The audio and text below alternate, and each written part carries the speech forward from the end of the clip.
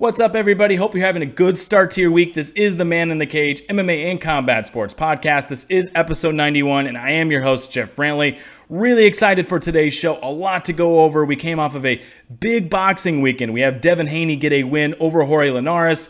A mixed bag of goods, though. Some good, some bad, some ugly. Going to go over all of that today. Going to go over the rest of the card, what we saw there. Some notable things. Also on the Nonito, Donaire, Oubaali card on Showtime. That was also very interesting. Nonito, Donaire beating Father Time a little bit at the age of 38. Regaining the bantamweight title. Getting that bantamweight title. Amazing fight. Going to go over that one with Oubaali as well as some of the other things from those Showtime cards. So a lot of boxing talk today. And then at the end of the show, I'll also have a few MMA things to go over as we start to turn the page for UFC Vegas 28 coming up this next week, as well as some of the other things going on, including the Ultimate Fighter returning tonight. Hey, the Ultimate Fighter's back. I have some thoughts on whether I like that or not at the end of the show in my parting shots. And by the way, I'm going to do my 5-minute topics in part 2 of the show today. Normally I do it in part 1, or it depends on if I have a guest or not. I do have a guest coming up, more on him in a second, but I'll do my 5-minute topics in part 2 of the show today. Then I'll do my parting shots and get on out of here. But in part 1 of the show today, I have Jayson from Glove Talk joining me. You can follow him on Twitter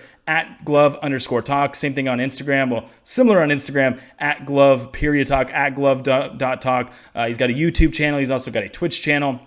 You want to go follow at Glove Talk. He's always doing some live streams during fight night. Does a great job there. And he's going to jump on with me today. We're going to talk about everything, as I just mentioned, from this last boxing weekend here, which there was a lot. Devin Haney, again, what do you make of this performance? What's next for him? Who's next for him? Chantel Cameron in the co-main event. Who's next for her there? So much to go over. Just so much to go over. I'm so excited for it today, right here on episode 91 of the Man in the Cage MMA and Combat Sports podcast. You can follow me on Twitter at Man in the Cage Pod. Same thing on Instagram, guys, at Man in the Cage Pod. That's new. I know it is. Normally on Twitter, it's at Jeff_Brantley. It's same thing on Instagram, at Jeff_Brantley. But I switched it up, guys. I went to at Man in the Cage Pod. That's I even put the tweet out the other day. Who dis? It's me. If you didn't know, at Man in the Cage Pod. Both of those social media handles changing. So tweet at me there. Any questions, thoughts you have before fight night, on fight night. That's where you'll find me on Twitter and on Instagram. As always, go check out the website, maninthecagemmma.show. Latest episodes, about page, video, all the YouTube stuff. It's all up there. A button to support the show, as little as $1 a month, all the way up to $10 a month. Also some merchandise, some swag, Man in the Cage, podcast t-shirts, all that stuff. It's all up on the website. Make sure you go check it out. I love the website, maninthecagemmma.show. Go check out, subscribe to the YouTube channel, Man in the Cage MMA and Combat Sports Podcast. And then go check out all the audio platforms as well, Anchor, Spotify, and Apple Podcasts. All right, that's all the details around the show, guys, and I'm going to have Jayson join me in just 1 second here, but I did want to mention this before I get into all of the content today, getting the details out of the way as well. Just want to say that on this Memorial Day, and again, this is it's going to come out Tuesday, so we'll just say, as this late Memorial Day message here, a late Memorial Day message for you, but as we come out of Monday, out of Memorial Day, just want to say, just remembering everybody today, remembering what this day is just so important. And someone like me and my family who we've lost somebody. My dad, he lost his uncle, Harold McCaslin Jr. in Vietnam. He was a helicopter pilot, crashed sadly, lost his life at the age of only 24. Would have been 73 coming up this July, actually, which is crazy. Someone has a family who's lost a family member in service like that. Just every single Memorial Day, I like to try to think of him. I like to try to think of all the other families out there through many generations who have lost their life, sacrificing their lives for this country. So thank you to everybody out there, families, everybody who's lost, has paid the ultimate sacrifice of losing somebody in service like that. Or, I know there's also some people who, maybe they made it home from war, got older, obviously passed away. We're thinking about all those people today right here on the Man in the Cage MMA and Combat Sports podcast. So this show goes out to all of you, goes out to everybody, including you, my dad's Uncle Harold there. All right, let's get into it though. As I said, a lot of combat sports to talk about today, a lot of boxing. Pumped to head out now via Zoom right now. Welcome on my guy Jayson from Glove Talk. Go follow Jayson on Twitter at glove_talk and on Instagram at glove.talk. Also go check out Jayson's YouTube channel, Glove Talk, and his Twitch channel as well, twitch.tv/Glove Talk. Every boxing fan out there, every fight fan, you need to go check it out. He does some great live streams during all of these cards, boxing, MMA, all of them. Go check it out. It's definitely fun, entertaining, and that's why my guy Jayson joining me now via Zoom. And Jayson, a big weekend of boxing. We're going to talk about it all in a second. A lot of discussions to be had, but how you doing today, man, on this long Memorial Day weekend? Well, pretty happy considering that we have finally a big step up fight for Devin Haney. But aside from that, we have Donaire coming out of nowhere and showing this kind of beast mode at 40 years old. A guy that personally I love watching, and seeing a future Hall of Famer come back like that is pretty amazing. So overall, pretty happy. How about you, man? Oh, I'm doing great. And it's, you mentioned it there. I mean, Donaire, and we'll get to that question in a little bit as well. We'll go through the DAZN card, then to the Showtime card, a few other topics as well. But yeah, and the Donaire fight, you made everyone just feel good. It made your soul feel good that Donaire at 38 years old could go do that. And again, we'll get to that in a second. But you also mentioned there Devin Haney, Jorge Linares, the big step up fight for Devin Haney. Haney does get the win again by decision, unanimous decision. But Jayson, as I've been talking about on today's show, it was a bag of mixed goods a little bit for Devin Haney. And that's why one of my bigger questions on the show today is, what your opinion is on this performance, because you saw early on in the fight, Devin Haney, especially really early on, first, second, third round, super quick, using his jab, going to the body, gets around to the third round. He starts slipping punches pretty well, even better at that point. He starts looking for the uppercut. It looks like Devin Haney might put away Jorge Linares at some point, but then middle to late, especially late, Haney starts getting caught a little bit more. He starts getting rocked a little bit more. He starts slowing down a little bit. So a little bit of an interesting performance for Devin Haney. What are your thoughts, Jayson? I mean, would you say this was a great performance for Devin Haney? Would you say it left something, to be improved upon here? Or would you say this was even a poor performance from Devin Haney? For me, honestly, I'm going to give you the good, the bad, and the ugly on this, because that's really what this fight was. Yeah. The good side of it is, there's the classic saying in boxing, a right hand will take you around the block, but a jab will take you around the world. And that's what we saw from Devin Haney, and from a young guy that's 22 years old, who doesn't neglect the body, who makes sure to use basic fundamentals and control range. I saw a lot of excellent, high caliber fighting from Devin Haney. The big thing for me with that is, the bad of it is, I mentioned this in my, prediction for him. He needs to make small changes during fights, not big changes. In his corner, I don't know if you heard it, Jeff, but there was a moment where he came back and his father said to him, "Hey, you took his best punch." And Devin Haney said, "He can't punch." And I said, uh-oh, this is a problem, because young fighters, they get overconfident and they should make small adjustments, not overextend themselves. And I said, this could be a problem if he gets too cocky. Jorge Linares actually, after the fight, said that he started stiff. He felt stiff to Devin Haney. It looked very apparent to me. Usually Jorge Linares can start pretty quick. He started kind of slow, and that allowed Devin Haney to build confidence. The biggest problem was Devin Haney went from mid-range to really the outside range and dominating, to trying to fight in a phone booth very close up, which is not what I would recommend for him with a guy that has fast hands, that throws punches and bunches like Jorge Linares. So that was the bad of it. The ugly side of all of this is that makes me question what he's thinking mentally as a young fighter. Is he trying to get this KO and force a KO when it's not there? Like you said, he did some good shots on Jorge Linares. Why he changed that? I don't think his father changed that. I think he changed that, especially when you have another trainer in the corner with Ben Davidson. Ben Davidson, as we all know, with Tyson Fury, loves a pure boxer. He never tells you to go for the kill if you don't have to. So I'm questioning if that was just a move that Devin decided to make. I think so. And that makes me worried about him, a little bit overconfident, but also worried about what other people think.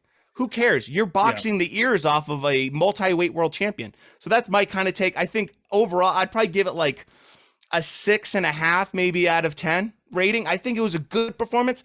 Could have been better if he just stayed on the outside. I agree. And we're starting to learn more and more about Devin Haney. And that's why these step-up fights are so important for young fighters. And one thing we're learning, and it's not a huge shock, but Devin Haney is not an elite power puncher. Again, not a huge shock. We already kind of knew that to begin with. But you mentioned it a little bit there, and I talked about it a little bit in the question, that when you start going to throw just singular shots later on in the fight, and yeah, he was piecing together some combinations here and there, but when you start to go more of those singular shots and you don't have one punch power, you're going to be in a little bit of trouble that you're not going to put guys away. So that was the part that was so baffling to me, that early on in the fight, first, second, third round, I was ecstatic. I was like, Devin Haney's looking fantastic. He's going to put this guy away if he just keeps outboxing him. But he didn't. He went away from that. And I'm worried, like you said there about him too, that in order for Devin Haney to put guys away in his career, especially once he starts facing these even more top echelon guys, he's going to have to outbox him. You're going to have to put guys away. I talked about on episode 90 the other day with Jeremy Harris.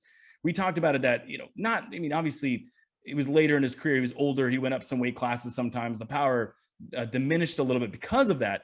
And not saying that he's an exact replica of this guy, but he's going to have to box a little like Floyd Mayweather did at the end of his career, where you're going to have to pick guys apart and get those, knockouts based off of attrition, of just piecing guys up constantly. Because he's so quick when he's on.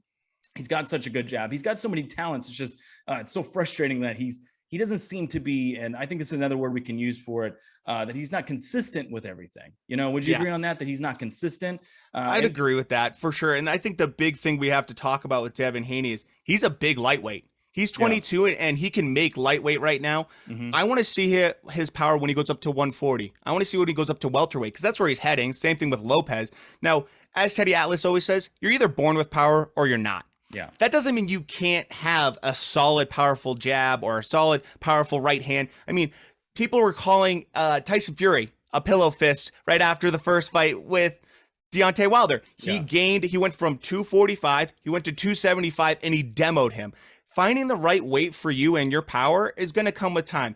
He hasn't had his full man strength at 22 years old. He hasn't fully filled out yet. I expect to see more power from Haney a little bit later when he gets a little bit bigger, especially when he moves up in weight. Now, that said, if he's smart about it, he would just stay behind that jab and box. Who cares what other people have to say about knockouts? Now, granted, you want to be like Teofimo Lopez and you want to have the amazing knockouts. You want to be like Tank against Leo Santa Cruz with like highlight of the year kind of thing. I get that. But at the same time, the most hurtful punches you can have are when guys aren't expecting them. So when you catch guys off guard, when you look at even how Floyd Mayweather hurt Conor McGregor, it's because Conor didn't see the punch coming. So that's the big thing, is he can use that slickness he has, that counter punching, those beautiful setup shots that he has to get guys out of there. Don't try to force anything. Don't worry about the power. Just worry about the win. Exactly. And, start to piece together those performances and be consistent with all of that. And I think it will come for Devin Haney. He's got a lot of talents, and that's why today, there's some that are totally soured on him a little bit. There's some that are still saying, oh no, that was just him surviving. That was still a good win for him, which any win's good win. But I'm more in that camp right now that I'm not soured on him, obviously, but there's got to be some things he's got to fix about his game. And you mentioned it a little bit there too in your answer. And we'll get to that question next for Devin Haney of maybe, going to a different weight class, different matchups. Who do you want to see Haney next? Because in my opinion, I'm a little worried about him after this fight. If he does go fight a Teofimo Lopez or someone like that, I'm a little worried about him if he goes and gets a matchup like that right now. Doesn't mean that he doesn't get a big fight next, but I don't know if he's ready for a guy like that. Who do you want to see him fight next? Honestly, we already know that Eddie Hearn just came out literally today saying that he put out big money towards the Lopez camp to make the fight happen. Behind closed doors, there was a video that went out of literally Lopez Sr. and Jr. talking with Eddie. This is months ago. And Lopez said, we want $10 million. That's a lot of cash for young guys to get in there. So if that fight happens, I would love to have it happen. I think Devin can outbox Lopez, but the problem is he has to do it for 12 rounds, and Lopez is just too lethal. There is there's the Diaz versus Fortuna fight, which Ryan Garcia was going to be a part of, but obviously pulled out of due to taking some time off with mental illness. So whoever wins that is the interim champion. That might be an easier fight for him to take on. There's also the Nakatani versus Loma fight, which is happening. He could take on the winner of that, which if he really wants to step up into that possibility of fighting either a 6 foot, lightweight or Loma, there's some interesting, things going on there. I've heard people ask, what do you think about Tank? That would be a kind of a fun fight. It depends where Tank wants to really kind of sit overall in weight. I mean, the big thing for Devin, if he were to fight a power puncher, is he needs to stop trying to be what he isn't. He's not going to be the guy that's going to knock you out with a single shot. He did have knockout of the year a couple years ago, but that was against a tomato can. That's not a world level boxer. He is a phenomenal boxer. And in my opinion, he's probably one of the best boxers in lightweight. I think he can outbox Teo. I think he can outbox Tank. But the problem is, can he do it for 12 rounds? I don't know. Ryan Garcia is a whole other kind of interesting prospect to kind of throw into the mix of it, because with Eddie Reynoso and having Canelo in his camp, that's interesting, because then you have someone that has unreal game plan, and we're starting to see Ryan Garcia come up. I mean, there's Luke Campbell that's still hanging around. There's plenty of guys there. If you wanted to move up to 140 eventually, I think that'd be smart. He's a big lightweight. But for right now, if you're 22 and can make the weight, be the weight bully if you can, and continue just to box. So for me, I think the Lopez fight is the most juicy one, and everyone's calling for it. I don't think it's probably going to happen. I think the money has to be there. It could. I've been wrong. I didn't think that Spence Pacquiao was going to happen, and that came together. So you never know. But I would say probably most likely it might be the winner of Diaz versus Fortuna is probably the safest fight for him. Yeah. But we'll see how that kind of all plays out. I agree. And there's just so many possibilities. And I think a lot of those names you brought up just now, I mean, Luke Campbell, I think makes a lot of sense. A guy who's a name, a guy who's having a good career, but a guy also that I think is very beatable for Devin Haney. And like you said, I think some of these other guys like Lopez, Davis, maybe even Lomachenko, I think they're beatable, but I worry that if he faces a Tank Davis might take his soul at some point with I mean, because that's what kind of power Tank Davis has. And I could see, and you mentioned a little bit earlier that, you know, even the confidence or the overconfidence he showed, I could see Haney coming out against Tank Davis, feeling good, saying, he can't punch again or whatever, and then just eating an uppercut from hell and, you know, being sent to a very dark place. So I want to see, maybe, I don't want to say a step up fight because he is stepping up already, you know, not taking too much of a step down, but I would like to see Haney maybe face somebody where maybe he can fix some of these issues, maybe start to be more consistent, certainly. But there's a lot of fights out on the horizon for Devin Haney, all of them very exciting. I'll be excited. Again, like you said, if he fights a Teofimo or some of these guys, but for his career and his future, I would like to see him maybe fight someone like a Luke Campbell, something like that, but we will see there. Let's move to the rest of this card real quick, Jayson. We won't go too much over this because I do want to get to the Nonito Donaire Nordine Oubaali fight, which was very good, as we already mentioned as well. But co-main event on the DAZN card, he had Chantel Cameron. She gets the easy win over Melissa Hernandez by TKO. I'll just combine both these questions real quick, Jayson. Katie Taylor, do you think that should be an X for Cameron? And then also, I mean, why? And I asked this to Jeremy Harridges the other day too. Why can't we get more rounds in female boxing? Why can't we get 3-minute rounds like the males do? I don't understand that. And I certainly, if we do get a Katie Taylor fight or something like that, that's something I want to see. So I'll combine two of those questions for you. Katie Taylor next for Cameron, and then why don't we have more rounds or more minutes in women's boxing yet, in your opinion? Well, I mean, Katie Taylor would be an excellent fight. I'd love to see that. I mean, she's a big girl at that weight. I mean, look how big she looked compared to Hernandez. I mean, she looked really good size. She has a good jab on her. She hits pretty hard. I would love to see that fight. Katie Taylor, excellent footwork. Probably my favorite female boxer, her and Clarissa Shields, obviously at the top there. But that would be a fun one to see because they have different styles there. One's going to try to work the outside. Katie Taylor's going to try to get on the inside and just throw a lot of fights. I mean, a hell of a lot of body shots in there. So it's going to be interesting to see where they kind of put her. And the big thing with women's boxing that when it comes to the 3-minute rounds, I've looked into this. I've talked about this on my own kind of channel and live streams. They talked about it because of concussions. They said, oh, we can't do 3-minute rounds because, you know, women will have more concussions. To me, that's a bunch of BS. Yeah. I think the big thing for me is if women want to get paid more, which they should get paid more, the problem is if you have 2-minute rounds compared to 3-minute rounds, you're giving us a third less of entertainment right off the bat. And that really hurts the sport overall. Women's boxing, I think, needs to jump on some of these champions we have. You know, we have Serrano, we have Katie Taylor, we have Shields. There's obviously Savannah Marshall, who we're talking about now, having a rematch from the Olympics with Shields. There's a lot of good female boxers. But the biggest problem is that they're not getting promoted. Well, Eddie Hearn's doing a pretty good job. But other than that, 3-minute rounds, they're not doing 12 rounds either for their championship fights. Yeah. They're doing 10. You're getting substantially less entertainment. Now, aside from that, I think that we could do the thing I'd want to see. If you're not going to change rounds, you're not going to change time. How about the weight of the gloves? Do they really need to have the same weight as men? I don't think so. I say you give them some lighter gloves, get more KOs in there.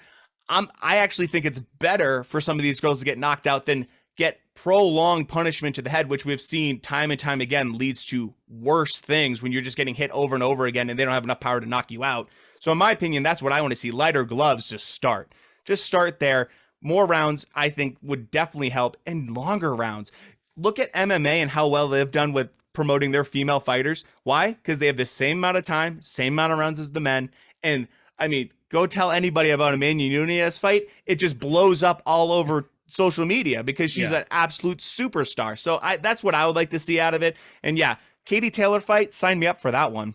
Oh, absolutely. I mean, that's the fight to make now. Katie Taylor, Chantel Cameron, and you mentioned there all the stars that we have in women's boxing now. And that's going to be awesome because now we are going to start to get, well, we've already got some of them, but now we're going to start to get even more of these matchups between some of these stars, you know, Katie Taylor, Chantel Cameron, just to name one right there, among others. So I'm all for that. And then, yes, I mean, all the minutes, all the rounds there, extending them in women's boxing, it needs to happen. I mean, one a long time ago maybe could have made, you know, the guys who made the sport of mixed martial arts, the guys who made the rules, the commissions a long time ago, the promoters, all that stuff, they could have easily done the same thing that boxing has done with women's mixed martial arts and made the rounds shorter, made fewer rounds, all that stuff. But they've kept it the same. And now you're seeing those 3 5-minute rounds for, you know, a normal fight, and then a championship fight, the 5 5-minute rounds. And you don't notice a difference because guess what? Yeah.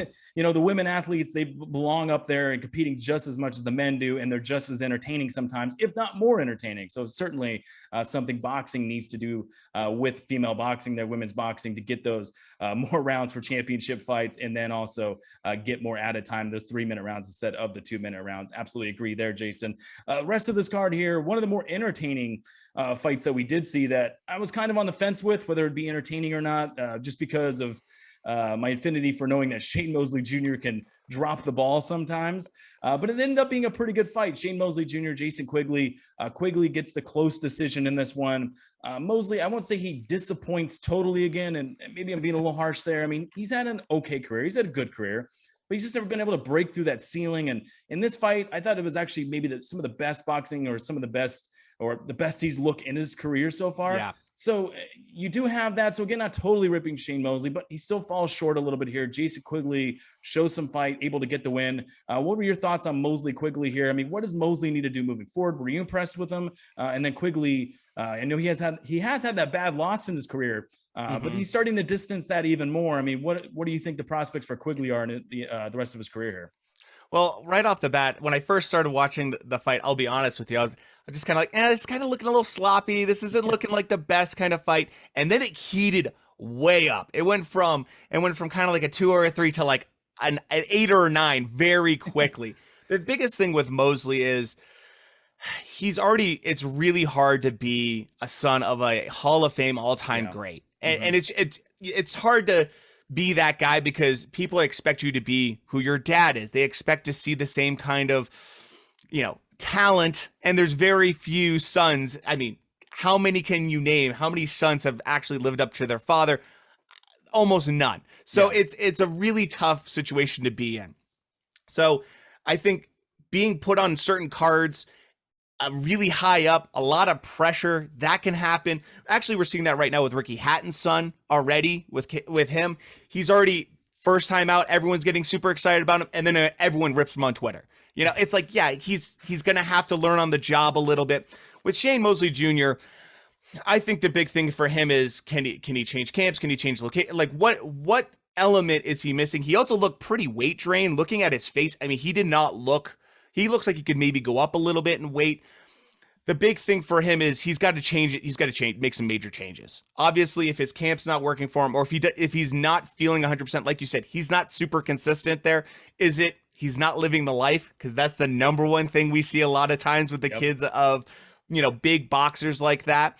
They just don't live that life. Chris Eubank Jr. is a good example. He lives like pretty decently in the gym, but he's very hyper inconsistent with the amount of times he fights a year. So there's a lot of elements there because the truth of the matter is, does he have the hunger? Does he have the desire? That's the number one thing. Mike Tyson always talked about his son wanting to get into boxing. And he said, you can't go to boxing. You had summer vacations in Europe. You don't want to be in this life. Trust me. You don't have that kind of hunger. So I'm not questioning his heart. I don't want to ever do that to a fighter, but you have to ask, is it time to kind of make some major changes, or is this just not the kind of game for him? You got to ask those questions eventually. No, I definitely agree with you there. And it's, it's funny you bring that up because even Paul Felder, the Irish Dragon who just retired from MMA, of course, he's on the UFC commentating team. Great career did Paul Felder have.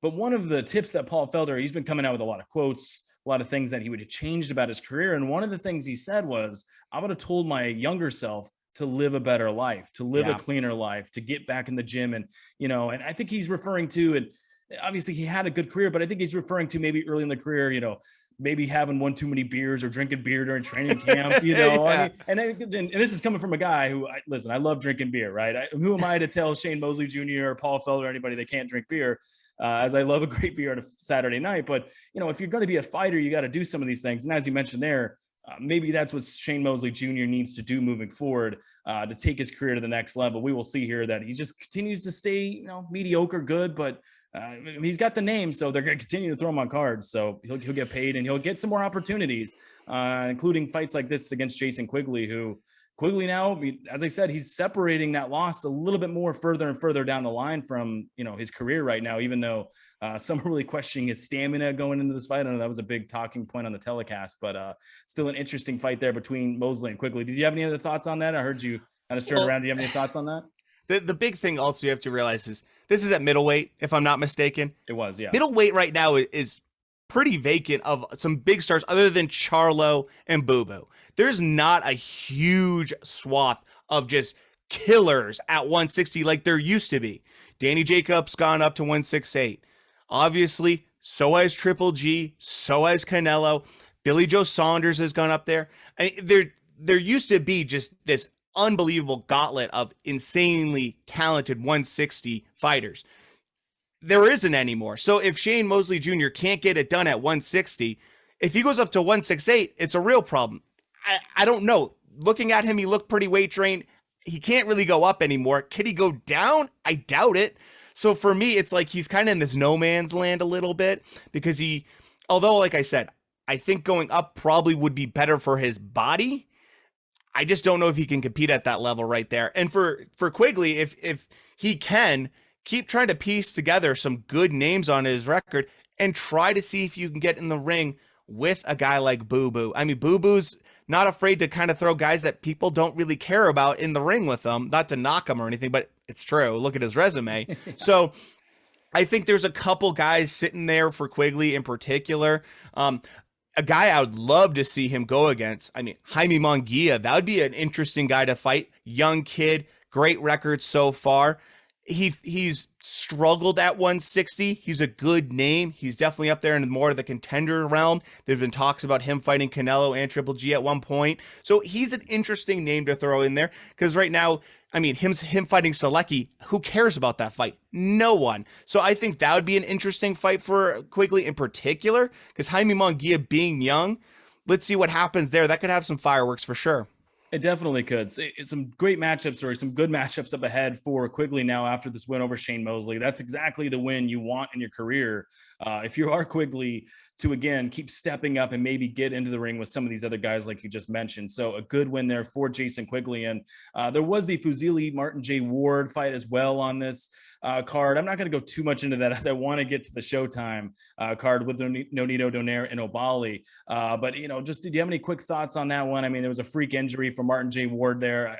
I haven't seen anything unless I missed something, but I'm guessing he probably tore his ACL or something. The way his leg was bothering him before that knockout, right before it. You have to think that's an injury. But any thoughts on this? I do like, you look at Fuzili, his defense, his speed, and when he starts getting you to come in and you're going to have to come in on him and be aggressive, he can catch you with some big shots. So I do like that speed and defense from him. Any thoughts on Fuzili getting that win over Martin J. Ward? This is a classic case of do not judge a book by the cover. Because during the weigh-in, Ward and all his crew are yelling, "Look how skinny he is! Look how thin he is! Look at those legs!" And Ward looked huge in the ring compared to Fuzili. I think going into it, I was like, oh, I'm a little nervous for Fuzili, thinking that he's going to have to make this his kind of fight because Ward's going to go in there trying to take his head off. So right off the bat, I saw Ward trying to get on the inside. Fuzili had a very wide stance. I don't know if you noticed that, which gave him a lot of times that can be a real hindrance, especially if trying to get out of range, but he used it very well. His jab was great. He went to the body very well. He mixed it up. To me, he was a very complete boxer that night. I think that Ward is a tough guy, though. I mean, he saw him trying to fight through that injury. You got to give him credit for that. But he was definitely getting hit pretty regularly. And I think in the end, the right guy won, so that you can't complain too much there. But Fazili definitely used his boxing skills to overcome a very aggressive, very powerful fighter with Ward there. So, big props to him for that win. I think it was a good fight. Definitely caught fire very quick. That one I was kind of interested in. I thought it was a little bit of a sleeper on that card overall, because everyone's talking about Shane Mosley Jr. versus Quigley. That one came on very quick and started very quick and had a lot of good moments early on in that fight. So really enjoyed that one. I did too. Yeah. I mean, Fuzili's counterpunching ability, just you watch him on tape, you watch him going into this fight, including this one against Ward. Very impressive. I mean, he's able to dump Ward at another part of that fight before the knee injury, even, or leg injury, whatever it is, gets the knockdown in one of those rounds. So, Fuzili, he gets the title eliminator win there, a big win for him. And overall, it wasn't a super eventful DAZN card, but a pretty good DAZN card there, undercard for Devin Haney versus Jorge Linares. Let's move to Showtime, Jayson, here. And again, you can go check out Jayson on Twitter at @glove_talk. This Showtime card, Nonito Donaire versus Nordine Oubaali. Main event on the Showtime card for the bantamweight title, for Oubaali's bantamweight title. And everybody, I don't want to say everybody, because most people know the resume of Nonito Donaire and what he's done in his career, but the Vegas odds makers, they had him as the underdog. A lot of other people had Oubaali coming in as, hey, this guy isn't going to be a tough fight, but he's going to be able to go out there and he's going to be able to outbox him, here and there. And he's going to be able to probably get the decision. Maybe it's going to be a tough fight, but he might be able to do it. No, Nonito Donaire goes in there and he shows off why he's just a gem and why he continues to be a gem. 38 years old. Goes out there and just starches them, melts them. Oubaali was walking right into left hands all night. Finally, the ref had seen enough in that third round. He was practically out anyway at that point, was Oubaali. Fantastic, Jayson. Number one, if there was any question, I don't think there was any to begin with, but if there was whispers out there, I don't think there's any question now, right, that Donaire has to be a Hall of Famer. Yeah. And then also, Donaire, he would be great in any generation, right? I think he's one of those generational fighters that I think he would be great in any generation. You agree with me? Oh, absolutely. Because the big thing is this. How many guys go up in weight as they get older and then say, I'm going to go back to my original weight class, and then go in there against, in a way, a pound for pound, I don't care where you have him, and for me, he's number 2. You could have him in top 3, pound for pound, and have a hell of a fight. The first time we've ever seen Inoue even wobbled, and then go into this fight and just destroy, just pure destruction.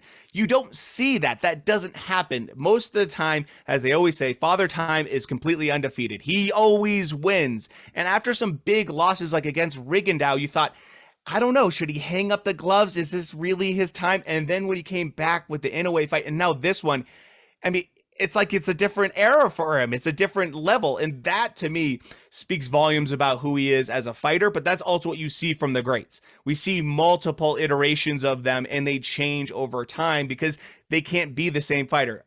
Pacquiao's the same way. He's gone through various kind of steps and different kind of elements of his game. He's not the guy in there that's going to try to bounce in and knock you out as quickly as much. He's going to just outbox you and just have crazy amounts of volume, especially for his age. So for me, he's got to be in the conversation. He's obviously easy Hall of Famer, but where you put him as an all-time great, I don't even want to get into that discussion because we could be here for 4 hours, but he's definitely a generational, unbelievable talent. He absolutely is. And this was just one of those wins that I mentioned at the beginning of the interview. And I'm going to mention it a lot on today's show, that there's just certain things in sports, especially the fight game, combat sports. There's certain guys when they win that just makes you just brim ear to ear, right? And that's just this win for me. That was the performance from Donaire, how old he is, the career that he's had, the Hall of Famer that he already is, the hunger that he continues to show. You can tell it still means a lot to him. And that's a lot of the challenge sometimes that we've seen, whether it's mixed martial arts or boxing, some of these guys who get more money in their career, and they get more fame, and they get more belts, and then they get more time, and they get older. Some of them aren't as hungry anymore, and it doesn't mean as much to them, but you could tell it still means a lot to Donaire. So that was an amazing win over Oubaali there. And last one on this one on Donaire, you mentioned it a little bit there, but I've seen a couple of guys on Twitter. I've seen it being floated around a little bit. But who do you want to see him match up next? Would you want to see him possibly face a Rigondeaux again? Maybe, kind of right the ship a little bit in his career, if you will, or do you want to see him face somebody else? 100%. I want to see a Rigo versus Donaire too. 100%. The biggest thing is with Rigo. Rigo slowed down. He doesn't look like the same fighter anymore. He's 40 years old. Yeah. So it's not like he's going in there against a guy like an Inoue. People have said Inoue too. I'm sure, sign me up for that one too. But in the meantime, I think a Rigo fight, a Rigo rematch, you can sell it well. I mean, right now, strike while the iron's hot. Don't wait. Don't put him in there with guys that are interim or middleweight, guys that are middle of the road, I should say, not middleweight, but middle of the road.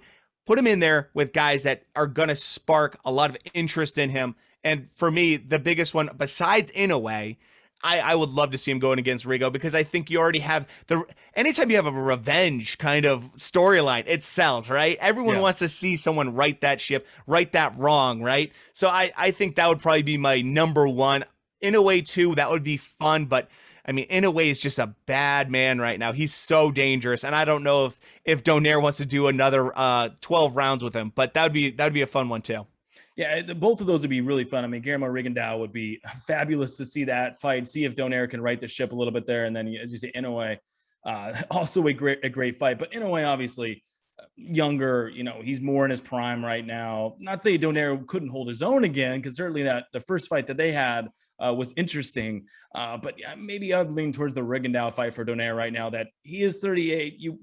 I'm sure he wants to have some more wins at the end of his career here before he hangs him up, because as you said, father time catches up to everybody. At some point, Donaire will have to retire. He will, unless he fights, I don't know, maybe he'll fight to 50 years old like Bernard Hopkins. I don't know. Maybe he'll just keep fighting for another 12 years. At this pace, maybe he will. But father time catches up to everybody. So certainly get him those big fights right now. We'll move to another fight on this card, and then I have a one or two questions for you to get you out of here that didn't have to do with this weekend. But we also saw Gary Russell take on Giovanni Santiago on that Showtime card. And I got to tell you, Jayson, I was surprised. And not because Gary Russell doesn't have talent, but Santiago comes into this fight.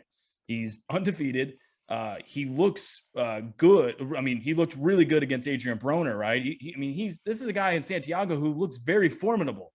Gary Russell walked right through him like a hot knife through butter. I mean, he was hitting him with some massive shots, some big shots, hurting him, hit him with a nice right hook. I believe a little early in the fight, but sort of near the middle rounds, dropped him with that. And then eventually the referee stepped in, as it was a great call. I mean, he was just getting hit with everything. Was not, at some point he was going to go down or get hurt or worse. So I was surprised by that, Jayson. Again, not because Gary Russell doesn't have talent, but he walked right through him. What do you think that says about Gary Russell? And does this get you even more excited about the future of Gary Russell? Or should we look at it as, it is what it is. Let's see in the future here what he does as he steps up even more and more in his career. Because, like I said, Santiago, good, decent, a good fighter, but, he's still not that upper echelon. So what are your thoughts on Gary Russell right now? Well, right off the bat, his hand speed is just like his brother's. I mean, it's very apparent. It's very apparent that hand speed runs in that family, because holy smokes, he was hitting it with everything in the kitchen sink. And it was just lightning fast. I mean, lightning. You either have it or you don't, and he has it in spades. He looked amazing in this fight. But the other thing was, too, it's not just, pitter pats. They're hard shots. That's the part that sometimes you see these guys with fast hands.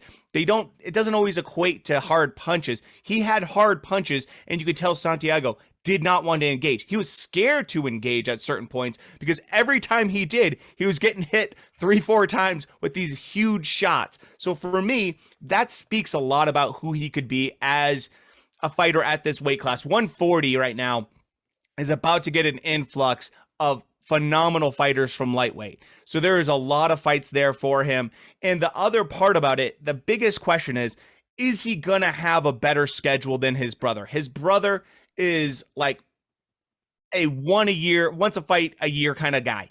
And he's been that way for about 6 years now. you can't build a career on that. You need to be fighting multiple times a year. So hopefully he doesn't follow in his brother's footsteps there, but continues to progress. For me, he's one of my number one prospects. He's up there by far.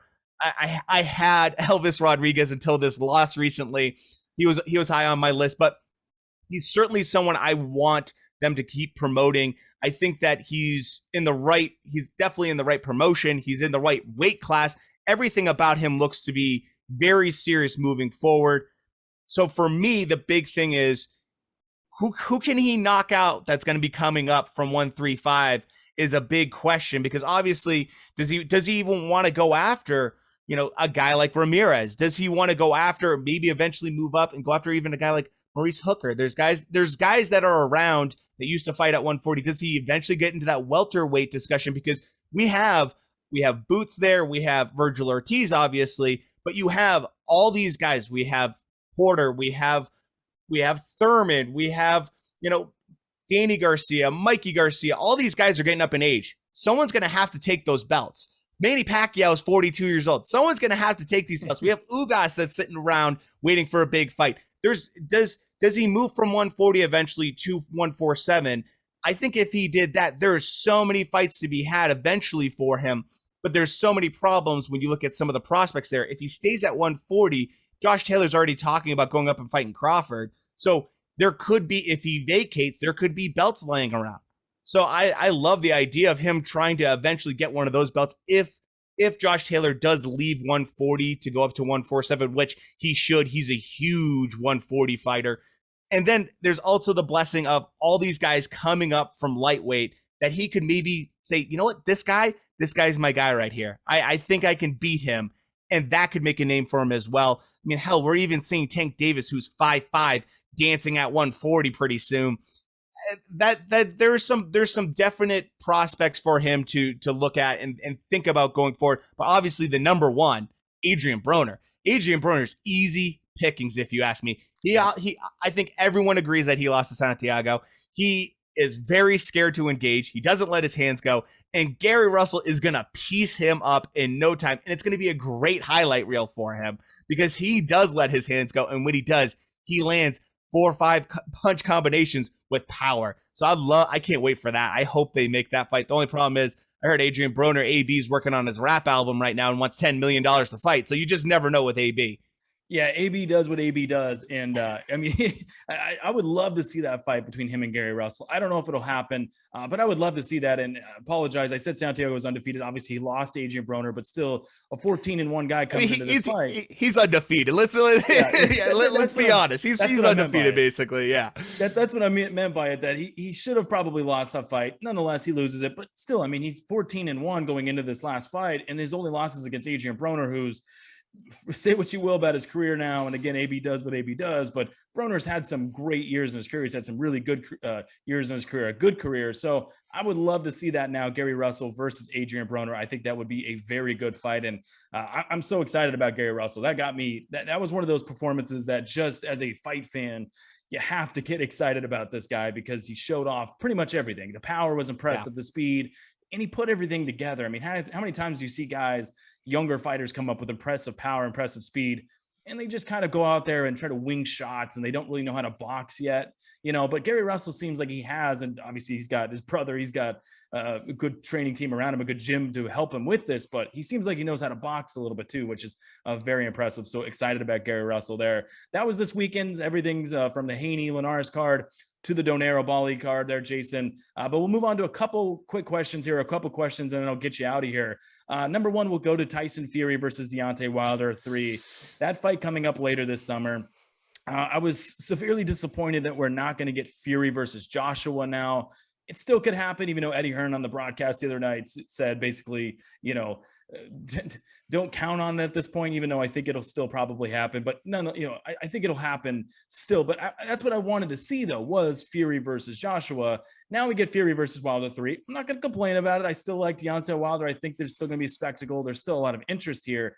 But I was certainly disappointed. But I guess my bigger question, we can ask you that too. Are you disappointed that Joshua Fury is not happening right now, and we are getting Fury Wilder 3 right away? And then also for Deontay Wilder here, do you think he will develop something in this fight?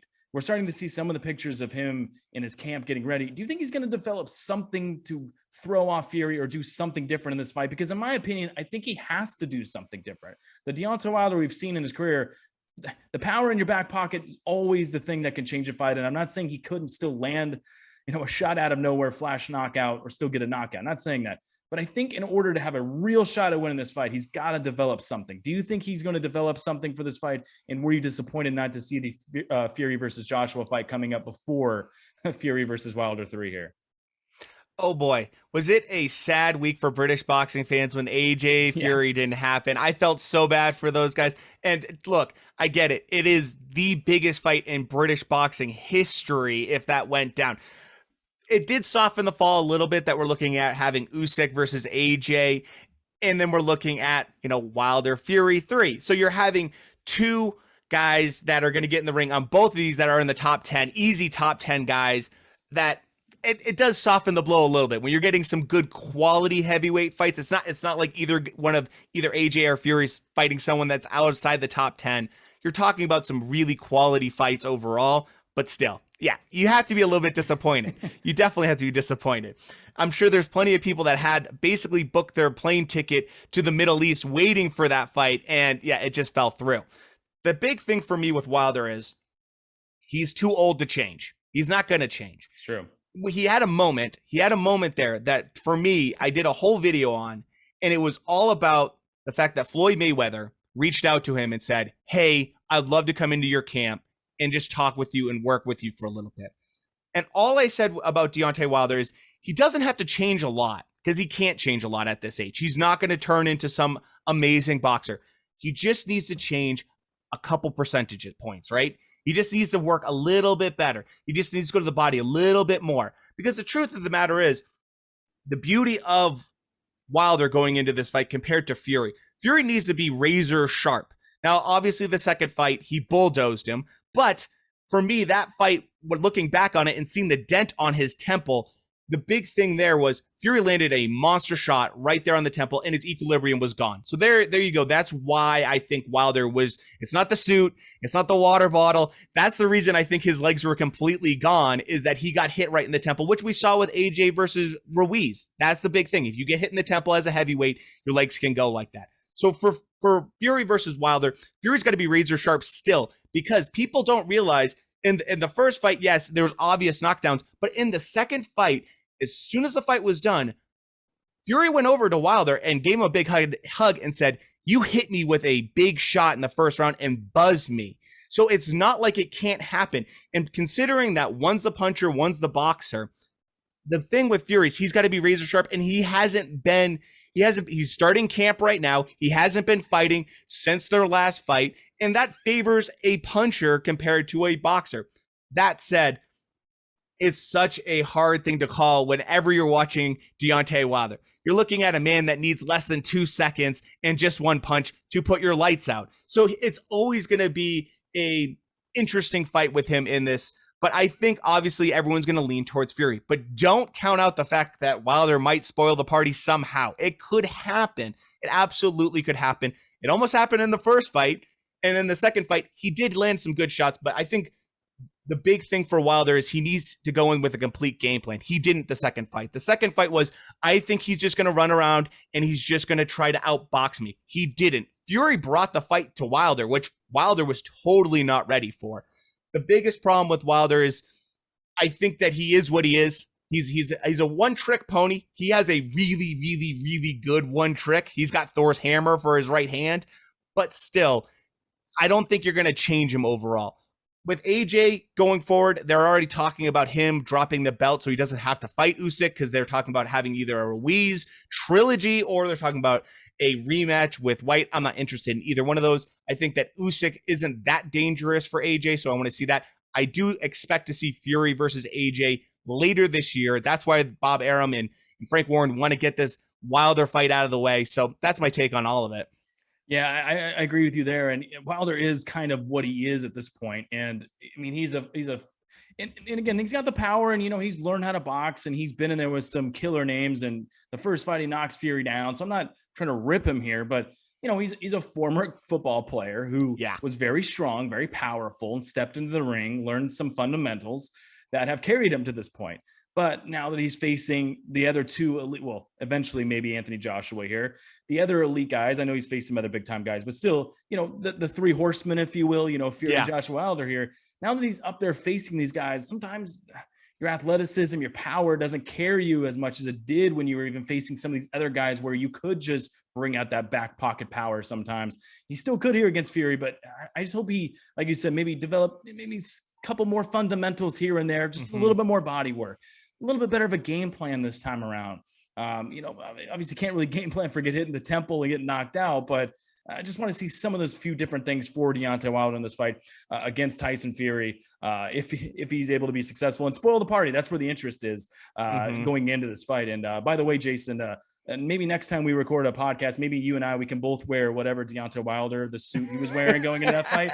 Maybe we could test it out ourselves to see if it's actually that heavy or not, or if, I'm sure it was heavy, but if it affected our performance on the podcast. Big thing is that he really put his foot in his mouth, because he went on Joe Rogan's podcast and showed pictures of him wearing about 40 pounds training. And so you can't go on and say, I trained with 40 pounds on, and then say the suit really affected me for a 10-minute ring walk. I mean, come on. And then poor Mark Breland got the short end of the stick there with, the water and all that stuff. Look, the big thing for me, and this is the biggest thing that needs to happen with Wilder, is he needs to have his mind right going into this, because he's been off the deep end. And with good fighters, they can mentally get tough and focus. When AJ lost to Ruiz, everyone around him made excuses, but AJ didn't make excuses. And that told me, and we actually saw AJ evolve a little bit, his persona to persona. He always kind of had the very scripted, stay humble, very nice guy. He got a little bit mean.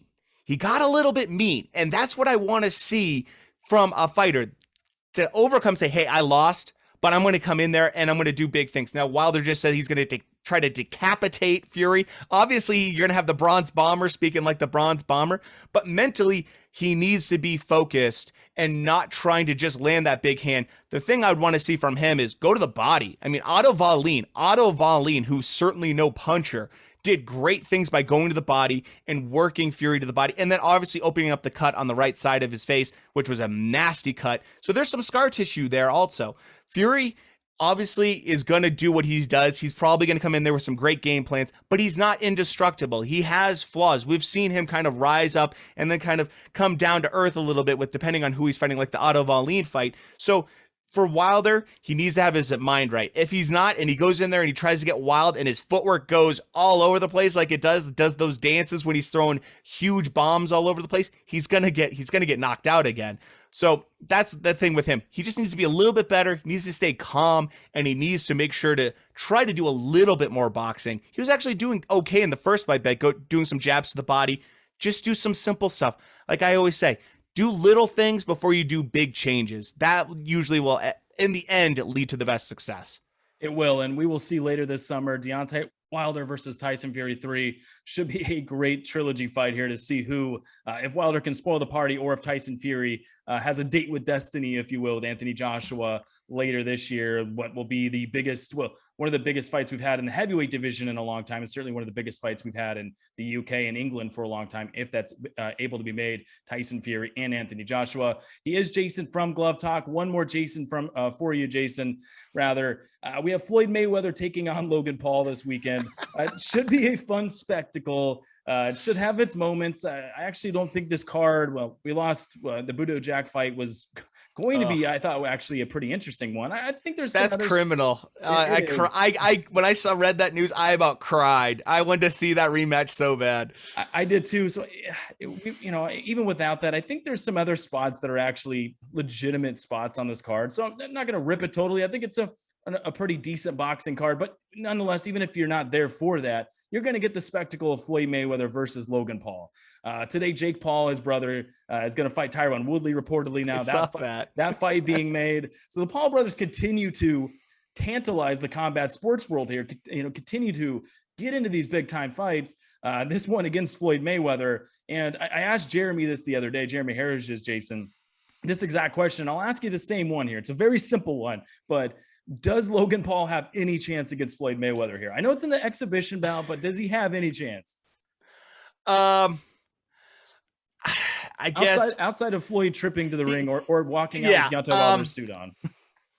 Let's put it this way: he has a slim chance to none, and slim left town. That's my personal opinion. But the big thing is with Paul, he is going to be big. He's going to be a cruiserweight. He's going to be 190 pounds. Floyd's probably going to be coming in 145, probably maybe 150 for this fight. He's not a big guy. That's just the way, Floyd's built. So there is a slight bit of, this David and Goliath kind of size element going on there. But let's make no mistake. Paul's not going to have anything for him. Paul couldn't even beat another YouTuber, let alone an actual boxer. So I don't expect to see anything. I don't expect to see any kind of upset here. Although my chat, when I was talking to him during my live stream, said I would love to see Floyd lose. And I said, look, it'd be good for about a solid month of memes, because we all love the memes in the combat sport world. So that'd be excellent. But I don't think that's going to happen. Honestly, what I think is really happening is we're seeing Floyd basically set up a fight with his brother. Jake Paul is definitely the name that people know a little bit more in the combat sports world, because, the Ben Askren knockout in particular, the Nate Robinson knockout. The problem with this card and this fight in general is you see Showtime trying to do what Triller's doing. Triller, where they have Snoop Dogg and they're getting drunk and they're partying, and Oscar De La Hoya is out of his mind and all that kind of fun stuff. That's what they're going to try to recreate to a certain degree on Showtime. It's just not going to work. Now, granted, they probably won't have 50 music acts for 3 hours, so that's nice. But I get what Floyd's trying to do. He sees easy money. Floyd is very much a guy that sits ringside, watches an opponent, and says, I can beat this guy, and then he goes in there and does it. Floyd doesn't take risks that he doesn't need to take. Manny Pacquiao, on the other hand, who's, going after Spence, that's another story, but Floyd doesn't take risks. That's just not who he is, especially at this age. He knows that he can go in there, make some easy money, get an easy win, and then set it up with his brother and make a ton more money and make another easy win. So yeah, I don't expect anything to happen there. If it does, oh boy, I'm ready for the memes. It's going to be amazing. I agree there. He is the bigger guy. There's always that shot, but Floyd's going to, I see Logan Paul probably coming out first round, second round, trying to be aggressive, trying to crowd Floyd, trying to do some of what even, Marcus Maidana did late in Floyd's career, where trying to get him against the ropes, trying to throw some big shots, trying to use your strength on him. I could see that. But in reality, Floyd's probably going to hop into that Philly shell, not get hit with anything big, and just counterpunch. And then at some point, I do think Logan will probably slow down, and then Floyd might play around with him a little bit more, tease him a little bit, and then keep just going after him. Maybe even put his pedal on the foot to the gas a little bit more and start walking Logan Paul down. So I don't think it's going to be a good night for Logan Paul. So I don't think there's much of a chance here. And my greasy theory actually on this is I agree with you in the Jake Paul, that I actually think Logan Paul, and he's mentioned this, he was on the Bellator telecast a couple Fridays ago, actually now it is. He talked about wanting to compete in mixed martial arts, and the Paul brothers have had an issue with Dylan Dennis, who's in Bellator for a while now. He seemed to downplay the feud, but Paul interestingly said he wants to compete in MMA at some point in his life. So I think this is Logan Paul knowing, hey, my brother's probably the better fighter. Not that he doesn't want to try to win here, but, my brother's the better fighter. I'm going to get the paycheck while I can. I'm probably going to lose. And then I might go to MMA, or maybe I'll go fight a YouTuber and then go to MMA, something like that. And then my brother, who I think Jake Paul legitimately does have the better boxing skills, then he can set up if he beats Tyron Woodley, or even if he doesn't. We'll see, I guess. It depends. I don't know if it depends at this point. This whole YouTube boxing thing is different to me right now. I don't know. Yeah. If he loses to Woodley, if Floyd would still consider him, maybe he does. But either way, I think at some point he's probably setting up that Jake Paul versus Floyd Mayweather fight, and which would be an interesting tale of the tape there. If Jake Paul's able to beat Tyron Woodley. And just one more quick one before I get you out of here. Yeah. I already said that was the last one, but kind of along those lines. And I do like to ask this question, and I have a poll up there right now on my Twitter at Jeff_Brantley or at Man in the Cage Pod, that this is people's interest. I think it's some of these YouTube fights, I think are ranging sometimes. I think some people are really interested and they're not. I don't think people are as interested in this Mayweather Paul fight than they were in the Askren Paul fight. But not necessarily what your interest level is, but what do you think of the YouTubers going to the boxing world here? Are you in the camp that it is good for the sport, that it does bring different eyes to it? Or are you more in the camp of, hey, you know what? It's okay. It is cute, but I don't necessarily like it. It kind of brings the sport down a little bit. Where are you at with it? So I did a video about this actually a while ago. And the story I told in the video was this. I was talking with one of my buddies who's very much into boxing. He's fairly casual. He doesn't take it too serious. And he was watching Mike Tyson versus Roy Jones Jr. And he's sitting there watching the whole Triller undercard and everything. And his daughter walks in, who's 16 years old, and says to him, "What are you watching?" "Oh, I'm going to watch Mike Tyson versus Roy Jones Jr." And she goes, "Who's that?" She didn't know who either one of them were. And so she sits down next to him and he's kind of explaining a little bit of each one of their careers a little bit. And, Mike Tyson's background a little bit and his trouble with the law. And she starts going on her phone and Googling both of them. And she's like, wow, I had no idea who either one of them. She sat there for the entire fight. A 16-year-old girl sat there and watched everything. And she watched obviously the Nate Robinson and Jake Paul situation. She doesn't even like Jake Paul, but she watched it anyways because she's like, oh, I know who he is, before she knew who Mike Tyson and Roy Jones Jr. were. So there is that element there. And yes, there's the element of getting younger people into boxing. The truth is, in the end, I think that, look, if you're a small boxing gym right now after COVID, the biggest thing you want is as much exposure as possible. And there are going to be some kids that are like, hey, look at the Paul brothers. Yeah, they're clowns. But guess what? If they go into a smaller boxing gym, they will take those dollars all day. And I'm not saying we're going to get world champions or amazing boxers out of, fans of the Paul brothers. The Paul brothers are what they are. They're a sideshow.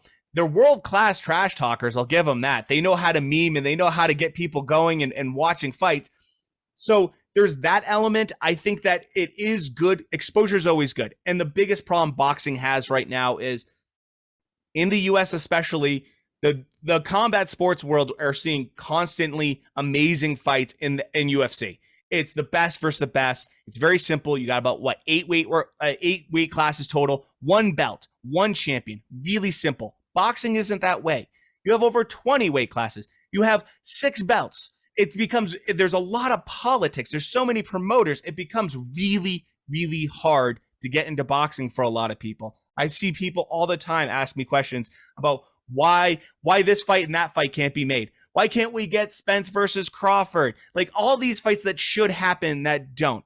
So in a way, I think it's good because it's good exposure for a younger generation. If we can get just one kid to walk into a sweaty, smelly, small boxing gym and learn a little bit, I think that's a good thing. That said, we need to make sure that we are very clear about what the Paul brothers are. They're a sideshow. That's what they are. And so when Logan Paul goes in there and Floyd Mayweather pulls a pull counter on him and knocks him on the canvas, because that's my prediction right there, he's going to have that mean pull counter that he has, then that's the next level. There's levels to this game. So I have a love-hate with it. I have a real love-hate with it. I love the fact that you're bringing more eyes to it. I have people that come into my stream all the time I live stream during these Paul brothers fights. I do. And it's because I get a lot of people that come in. Half the time they're looking for a free fight, which I can't do, obviously. But there are people that I have kind of stuck around or sub to the channel. And it's like, I don't care if they sub, if they watch every video, but even if they watch a little bit, if they learn just a little bit, maybe they start off with the Paul brothers and then they learn who Ryan Garcia is because he's friends with them and he's another social media star. And then maybe they go from a Ryan Garcia fight to a Canelo fight because he's obviously in Canelo's camp and there's a lot of conversation about him and Canelo. Maybe you just get a couple more casual fans in the wake of everything. So I don't love that we have to go to sideshow kind of stuff, but at the same time, if we get a few more kids into boxing, I think it's okay in the end, almost, in a way. I agree with you. And this is one of those things where it's a good lightning in the bottle thing right now for boxing, where just, and that's why even Showtime doing this, it's great. And if I was a young fighter, or if I was even a Gary Russell here, or one of these other guys, I'm looking to get on one of these undercards. Oh, absolutely. There are so many people watching these that, as you said, some of these younger fans, you might get some of those fans to jump on the sport of boxing full time, and then you're going to be one of those guys they know about. So I like it. I think there's a lightning in the bottle effect here, and I use that word lightning in the bottle because I do wonder about the longevity of this. That I do think at some point Jake Paul is going to lose badly multiple times in a row. Logan Paul might lose badly here, might lose multiple times in a row. And then I don't know where the public interest is going to be. I mean, Yeah. if Tyron Woodley goes and beats up Jake Paul, and then Jake Paul even, let's say he still gets the Floyd fight, or maybe he doesn't, maybe he fights somebody else than Floyd. If he loses bad to Floyd at that point, I mean, Logan Paul's already lost at that point. I mean, I don't know where the interest is. So right now it's a good lightning in a bottle thing, but I think at some point people will run out of interest in seeing YouTubers fight because it'll be, hey, these guys, well, it was fun, but they got beat up eventually. They're not fighting very high class guys. Absolutely. At some point. I'm actually shocked that the Woodley fight's happening. I thought for sure that Tommy Fury was going to be the kid because Tommy Fury is only 5-0. He's Tyson Fury's half brother. Yeah. In the UK, he's massive because he was a guy that was on Love Island. He's well known there. He's not super well known here, but his half brother is. And I thought maybe that would be the kind of route they go because they've both kind of fought. I mean, I would say Tommy's fought some at least real boxers, but very low end kind of boxers. They're both they're right around the same weight class. But the Woodley fight, I mean, is he just trying to piss off MMA fans now? I don't know what he's doing there, but it is interesting. It is. I honestly think it comes down to probably Woodley's obviously walking away from the UFC right now. He's at the end of his career. He's kind of hit a point now where he's probably going to have to go to a different promotion.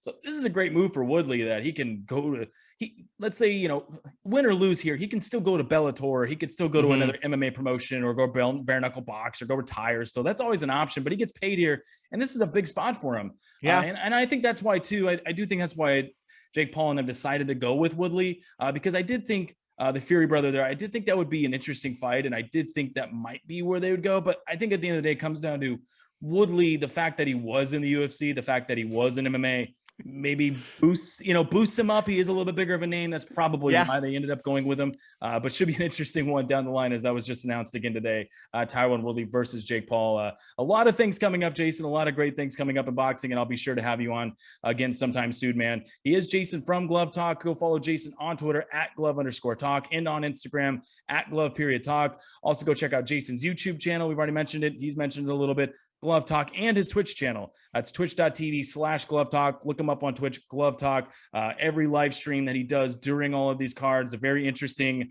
He was live streaming the other night during the Haney Linares card. He'll be live streaming coming up, I'm sure, coming up this weekend for the Mayweather-Paul fight. All these cards coming up, so go check them out. So many of them. That's the great thing about the combat sports world, as you know, Jayson. It never stops. Go check out his YouTube channel, Glove Talk, and on Twitch. twitch.tv/Glove Talk. It's been fun, Jayson. As I said, I want to bring you on soon again, man. We'll have more boxing coming up, more stuff to talk about, more stuff in the combat sports world in general. So I'll be sure to hit you up, have you back on, man. It's been fun tonight. Have a good rest of your night and take care, buddy. Thank you so much, Jeff. It's been a lot of fun. Anytime I get an excuse to talk about combat sports, I'll definitely take it. So thank you so much.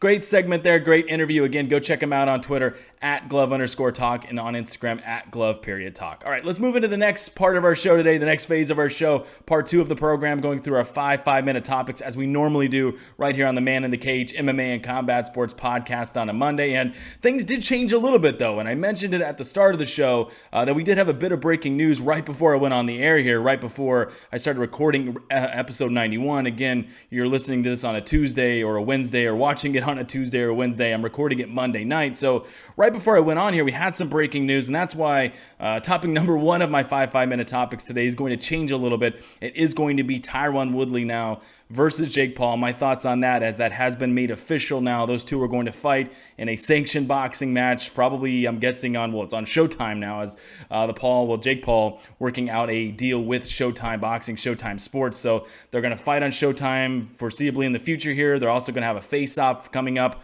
I believe, is it going to be Saturday? I think I read that somewhere, or maybe coming up on one of the media days for Floyd Mayweather versus Logan Paul, and I'll have some coverage on that later this week, Floyd Mayweather versus Logan Paul, and we already talked about it a little bit in that last segment. But those two are going to face off later this week. Jake Paul, Tyron Woodley, now fighting in a boxing match, which is crazy. If you would have asked me months ago, weeks ago, what's Tyron Woodley going to do? Is he going to be fighting in the UFC? Is he going to be fighting in Bellator? Is he going to be making his professional boxing debut? I wouldn't have guessed it was make his professional boxing debut here against Jake Paul and what's going to be a pretty big money fight for him. So that's going to be topic number 1 today, and I'll put 5 minutes on the clock in a second, but wanted to explain that real quick because topic number 2 today, again, was going to be, we went over it a lot just now, and maybe that's good we get a little bit of a break from it on the show just for a second, but topic number 1 was going to be the Devin Haney, Jorge Linares fight from this past weekend and everything we saw from that and what's next for Devin Haney after that win over Jorge Linares. But that changes a little bit now as we are going to put 5 minutes up on the clock. There will be topic number 2, still have a few more thoughts on it. But topic number 1 today,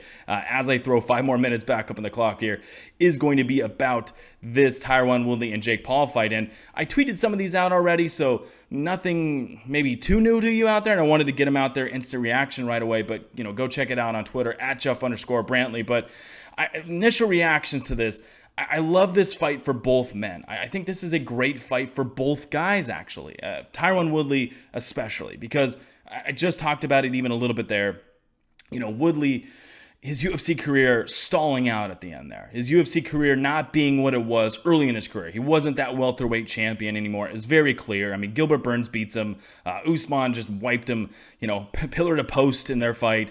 Usman just did not, in his last fight out, Woodley, he's just, at this point of his career, he's not the same fighter he was early in his career. He can't find that next gear. He could not find it. And now he was looking, for what's next in his career. Well, what's next for him now is a fight with Jake Paul here, a big-time money fight that he's going to get paid for it. And that's good for him because what else is Tyron Woodley going to do right now? He's, go to Bellator, right? Go to Bellator, go to the PFL. Some of the former UFC guys, some of the more quote-unquote legendary guys, if you will, bigger names have went over to the PFL. He could go to the one championship like Eddie Alvarez and some of those guys have even. So, those were certainly options and they still are options, but this is a great option for Tyron Woodley right away. He gets paid, it's a big-time fight, and he has all of those other things I just mentioned on the back burner still. Can he still go fight in Bellator after this fight? Unless he retires, obviously he could still retire. That's another option. But, could he go retire? Yes. But, all those other options, could he go fight in Bellator after this fight with Jake Paul? Yes, he still can do that. He's even more marketable than ever probably after this, especially if he does well or wins the fight. So Bellator will be there for him still. PFL will be there for him still. One championship will be there for him still. And I even think that, let's say he does score a fabulous knockout in this fight or looks really good. Who's to say the UFC doesn't sign him back to a contract and say, hey, you know what? Do we believe in, I believe his days as a top welterweight in the UFC are over. But if he wins here against Jake Paul and he looks good, there's still momentum. There's still a lot of hype behind him now that the UFC can market to the fans. So I wouldn't be surprised if he could parlay a good fight here into another UFC contract. So this is a great option for Tyron Woodley. Bare knuckle boxing after this too. I've thought about this. This is a boxing bout, obviously. Bare knuckle boxing will be there for Tyron Woodley if he wants. And then again, if he wants to retire, he can. This is probably a decent payday for him. He's had a decent career already. He could retire even after that. So I like this option for Tyron Woodley. It's a great fight for him, and it's a very winnable fight. And I'll get to that in a second for Tyron Woodley. But for the Jake Paul side of things, it's also great for him because after the Ben Askren fight, which had a ton of hype, goes out there, knocks him out in the first round, looks great. Now, Ben Askren out of shape, obviously, couldn't strike in his career. Huge mismatch. Still a huge mismatch. But still, it was Ben Askren, right? It was a mixed martial artist. He's an actual fighter. It wasn't a YouTuber. Step up for Jake Paul. But now for Jake Paul, you can't go from Ben Askren to another YouTuber. You can't, and I talked about this with Jeremy Harris the other day. You can't go from, and this is where I don't know how sustainable all of these YouTubers fights are, because Logan Paul coming up on Saturday against Floyd Mayweather, if he gets knocked out silly, where does he go next? Yeah, he can go fight a different fighter, go do different things, but I wonder where the interest is going to be in the future from the fans.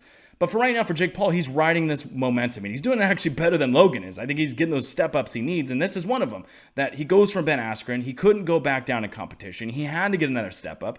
Well, here's the step-up. Yeah, Tyron Woodley hasn't looked good the last years or more of his career here, and he's not the same fighter, but he's still a professional fighter who hits harder than Ben Askren, who was more athletic than Ben Askren, who's going to be in more shape than Ben Askren, and still is a better fighter at this point of his career, and especially MMA, than Ben Askren is. So this is a step-up fight for Jake Paul. This is a win-win, in my opinion, for him, where, well, I shouldn't say win-win. If he goes out there and he gets knocked out cold, I do wonder then, does he go back down again? Where's, the step-up? We just talked about it. I don't know. But for the most part, I think this is a win-win for Jake Paul. He gets bigger step up in competition, still a bigger name. And I think, as I'm going to get into now, I think it's actually a winnable fight for Jake Paul as well. I'll get to the Woodley side quickly here, and I know I'm already got 4.5 minutes here, so I'll try to hurry this up. But Tyron Woodley, how he can win this fight. And I think it goes two ways for Woodley, actually. I think the way he can win this, and this is why I think it's another good fight for him, besides all the reasons I already mentioned in his career, that if Tyron Woodley comes out in this fight, uses all of his punches, puts all of his punches together, put some combinations together, work on your jab, straight right, hooks, all that stuff. Just get a base, even, I know he hasn't been using his hands a ton, has actually been using some terrible combinations over the last year of his career, but if he starts putting things together, Tyron Woodley, he goes out there, uses all of his combinations, put his punches together, then uses athleticism and explosiveness, which are still, you see it at times. It's still there. If he uses that, I think it could be a long night for Jake Paul, or a short night. Could get him out of there quickly with that power and that explosiveness, or just beat him up for rounds, either get the TKO or the decision. I think that could go that way for Tyron Woodley. Now, I do think there is a chance, and you're already seeing some of it on Twitter, and this is why this is a polarizing fight. They can market the heck out of this. That Woodley, there is a chance that he comes out and he looks like he did at the end of his MMA career here, which was awful, which was backing up, only throwing right hands. Not throwing a ton of right hands at times, very inactive, backing up. If he does that, then this is, getting to the Jake Paul side of things, this is a very winnable fight for Jake Paul, where Jake Paul does, and he has developed some really good, decent boxing skills, maybe even great sometimes, where he does show off some head movement. He does have some power. He does have some footwork. He has some rudimentary, even better, as I said, boxing skills. So if Woodley comes out and he's backing up and he's just trying to throw right hands and he's just throwing singular shots, could be a great night for Jake Paul. Could get that big win. And if he gets this one, you have to think Conor McGregor or somebody else is on the horizon. And McGregor maybe a stretch. You know what I mean. Just somebody will be out there for Jake Paul. I guess if Logan Paul wins this weekend, but especially for Jake Paul if he wins that big fight out there. But that's how I see Jake Paul winning this. That's why I think this is a great fight. And I'm excited for it.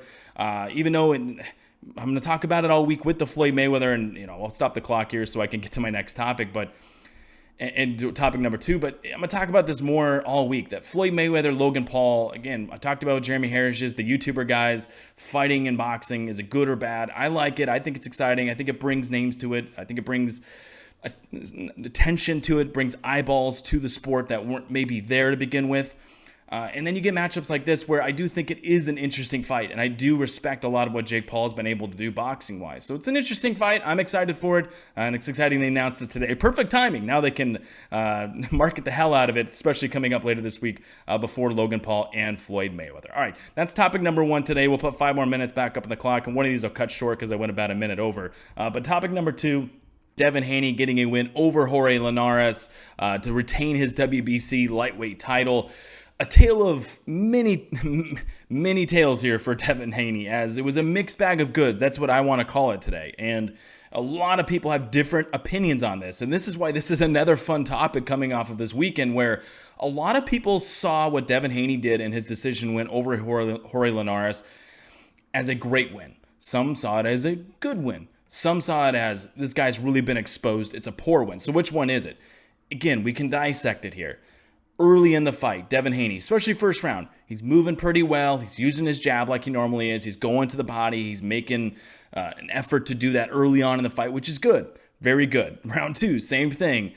Getting a little bit more aggressive, getting a little bit more stationary, sitting in front of Jorge Linares just a little bit more, but still really putting his combinations together, using the jab, going to the body. Round 3, he's using all that again. And then he starts to actually slip some shots and try to go slip and rip with some uppercuts and some other big power punches. Good again. This is all great stuff from Devin Haney, especially early on in the fight. This is what you wanted to see. This is what I wanted to see. I want to see a dominant performance from Devin Haney. That's what I was looking for in this fight. I wanted to see him go out there, look for the knockout, and actually maybe get the knockout. Now, that doesn't always work that way again, and I warned against that on Friday in the last episode, that it doesn't I'm not going to sit here and say he had to get the knockout in order for it to be successful. It doesn't always work out that way, obviously. Sometimes you can't get it even though you're really going for it, and he was going for it a lot of times. So it doesn't always work that way. But you want to see him going for it still, doing different things, and that's what this performance early on was. So early on in the fight, and then you get a little deeper.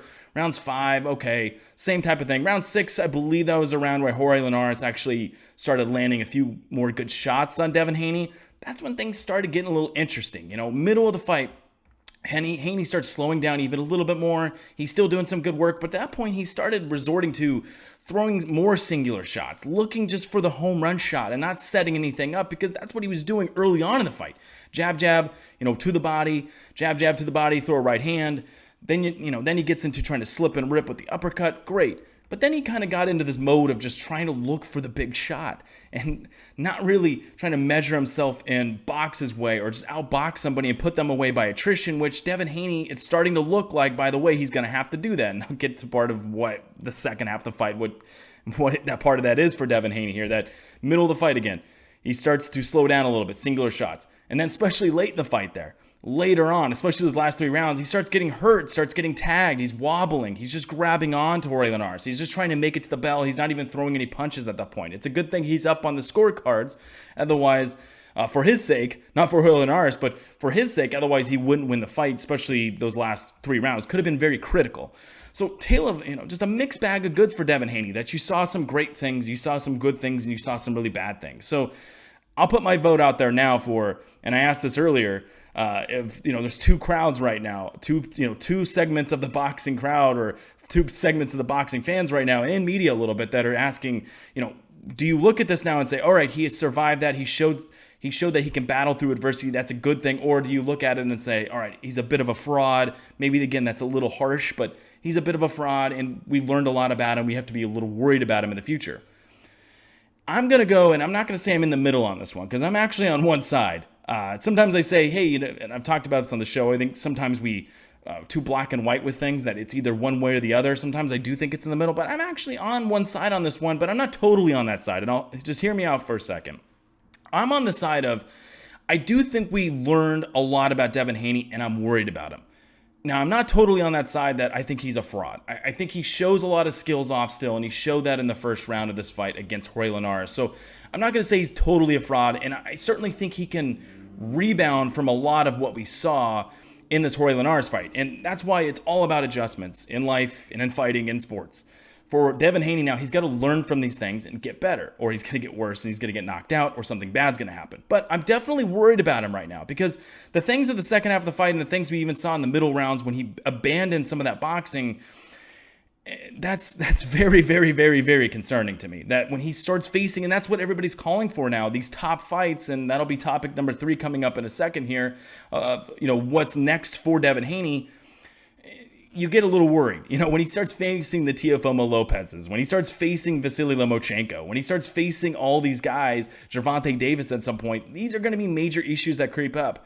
But again, he can fix that. It's up to him. He can go one way or the other. But if he doesn't fix it, I do see him having a lot of issues down the road here. But he's got to fix it now. So I'm definitely in the crowd right now that I did not see this as a good thing. And to be honest with you, if you're sitting out there right now and you say, that was a very good performance, great to see it, he definitely was tested, this is the fight he needed, I'm not going to disagree with you on all of that, but I'm going to disagree with you on that. This was not good for Devin Haney. This was not good for him. He didn't show off really anything. I mean, was he more aggressive? Was he in front of Jorge Linares looking to finish the fight? Absolutely he was. But was he successful at it? No. He showed that the power is going away now that he's facing upper competition. He doesn't have that elite one-punch power. That's not a secret either, that he probably doesn't have that. But we're seeing that even more so now. And he's abandoning a complete fight where he's going to outbox somebody. He's resorting to single shots. That's not a good trend. If you don't have one-punch power and you go to resorting to just going to single shots and not working the body consistently and going away from it at certain times and slowing down in other rounds, that's a bad recipe. So I'm definitely worried about him in the future here. I'm worried about Devin Haney. I don't think he's a total fraud. It's just up to him which way he's going to go. He's going to have to keep outboxing. He's got to know who he is now. And maybe standing in front of guys, is it more exciting? Yes. Is it going to lead to you getting caught more? Yes. And he got caught a lot in this fight. And the great Teddy Atlas, he tweeted it out the other night that Yes, he's a very technical boxer. Yes, he controls the ring very well. We talked about that on the preview show this last week right here on the Man in the Cage podcast. But he drops his hands a little bit and he gets caught at times. It's a bad recipe for Devin Haney. It's something he's going to have to work at. So I'm on the side where I'm a little worried about it, but it's up to him now to improve upon that. All right, now as the clock's still running here, I'm going to get into topic number 3, make this one a little quicker. I said it for the last one. I say it every show now. I'm just going to start calling it the 5-10 minute segments, whatever it is. But I'll make this one a little quicker. What's next for Devin Haney? Because again, that's going to be up to him now of what's next, and how much he improves and when he doesn't. Because, and here's another thing I'm going to say today that I'm not going to make any bones about it here, that if Devin Haney fights like he did this past Saturday night against Jorge Linares and he faces Gervonta Davis, he will wake up in the back. He will wake up in the locker room. He'll wake up in the hospital. He will get knocked out against Gervonta Davis. If he fights like he did this past Saturday night against Jorge Linares, I think he will get knocked out by Teofimo Lopez. If he fights like he did this past Saturday night against Vasily Lomachenko, I think he will also get stopped at some point. I think there's no scenario against, and those are the, topic number 3 here, who he's going to face next.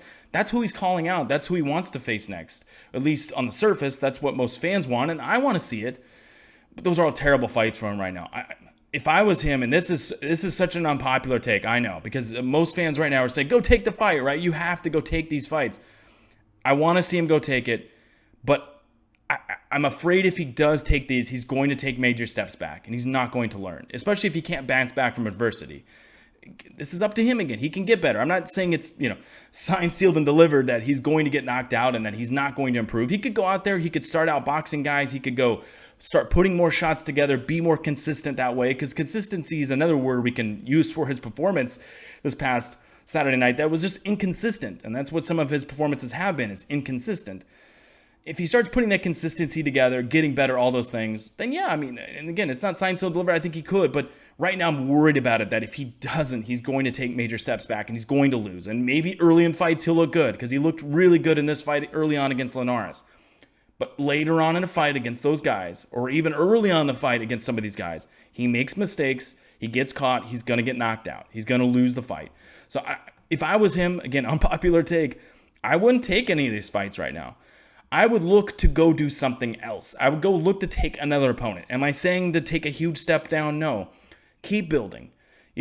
Keep building on this. You already just faced Jorge Linares. You don't want to take major steps back, but keep facing, Linares was a very beatable opponent. Let's face it, folks. That's why even this fight itself worries me even more, that Linares, did he show why he has some, the magic wand and has some tricks still left in his bag of magic? Yeah, he did show that. But he's also a much older fighter now. He showed at times, even in this fight, that, and we're not going to even get too much into Linares today, obviously, especially this segment. But, had Linares opened up the next round after Devin Haney was hurt, it's probably a different fight. How was he able more to set up his jab, which is tough, especially early on against Haney, as we've seen. Yeah, I think it's a different fight. So, if you're against a fresher guy, yes, but those guys are going to exploit that a little bit more. But here against Jorge Linares, having Haney so able to get over still. So, face someone like a Linares again that you're able to beat, someone who's challenging but able to beat, and then go fix some of these things. And then go face Lomachenko. Then go face Teofimo Lopez. Then go face Gervonta Davis. Otherwise, it could be an issue for Devin Haney in the future. But again, as I stop the clock here, we get to our next topic number 4 here. Am I totally soured on Devin Haney? Absolutely not. But I'm definitely very worried. If I had to go 1 to 10, I'm probably about a 6 or 7, maybe an 8 on Devin Haney right now. Probably the 7 or 8 variety on Devin Haney. That I need to see some things. Maybe I'll keep the 6 in there actually too, because you can't ignore early in the fight. You can't ignore the boxing skills. You can't ignore his speed. It's blistering early in the fight. He'll be able to win rounds early in fights. It's just later on he's got to improve some of these things. If not, I don't think his career later on here for Devin Haney is going to go well for him. I think that 26-0 is going to go at some point if he's not able to fix that. But it still was an interesting fight, entertaining fight, and I know a lot of people were into it this past Saturday night. Yes, I know I certainly was. It always brings eyes to the boxing world when you have a fight like that. So I love that, and it still was an interesting fight. And again, we'll see what happens moving forward with Devin Haney. All right, let's put 5 more minutes back up on the clock here, get into topic number 4, and now we move to the Showtime card, and another one we talked about a little bit, but just a few more thoughts, and then I'll get to topic number 5 today, which will be the rest of these boxing cards we saw, and maybe a few other thoughts on some MMA coming up in a second here with my parting shots. But topic number 4 here, Nonito Donaire, he gets another win. This time he gets the bantamweight title back at the age of 38 years old, gets the knockout over Nordine Oubaali. I had picked Oubaali last week. Foolish of me, absolutely foolish, because I love Nonito Donaire. I talked about that with my guy Jeremy Harris's again, how much I love Donaire, the legend that he is of the game. That was my mistake. I shouldn't have picked him. I thought a little too much of Oubaali in this fight. That I thought Oubaali would, his movement, I thought the way he gets on the inside, I thought he would smother some of the punches from Nonito Donaire. However, what ended up happening is Oubaali was trying to get on the inside. He was trying to do what he normally does, get on the inside. If he obviously wasn't the bigger guy here, Donaire had the size. He was trying to get on the inside, smother some of those punches, get his combinations off, and he had a couple moments early on in the fight where he was able to. But what happened is he was walking into huge, massive shots, including that big left hand. He kept walking into that left hand constantly from Nonito Donaire.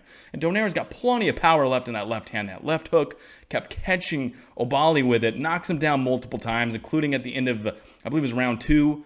Knocks him down at the end of the round. He barely answers the call to the bell as Oubaali. Comes out in round 3, gets stopped in that round after Donaire smelled blood in the water, smelled that knockout at the age of 38, goes after him, catches him some more, and then lands just a perfectly timed uppercut up against the ropes on Oubaali to put him away. Ref waves it off. Great call as he was getting beat up at that point. Probably gave him even a little bit more of a leash than you would in a non-title fight. Had that been a non-title fight for Oubaali, might have not getting as much of a leash there from the referee, but he gave him a little bit more. Nonetheless, he gets knocked out by Nonito Donaire on Showtime Boxing there, and Donaire becomes bantamweight champion again at the age of 38 years old.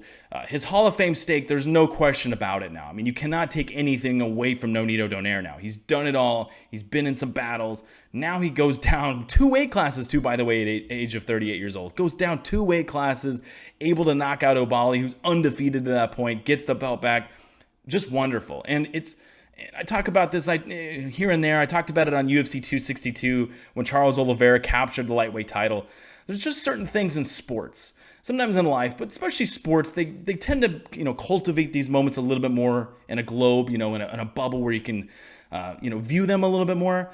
But you see in sports sometimes these performances, these wins, moments that really just wrench at your heart, right? That you just cannot, you just have to be happy. You got to feel great. It makes you feel great, even though you didn't win. Obviously, your guy, your team, whatever happened, won.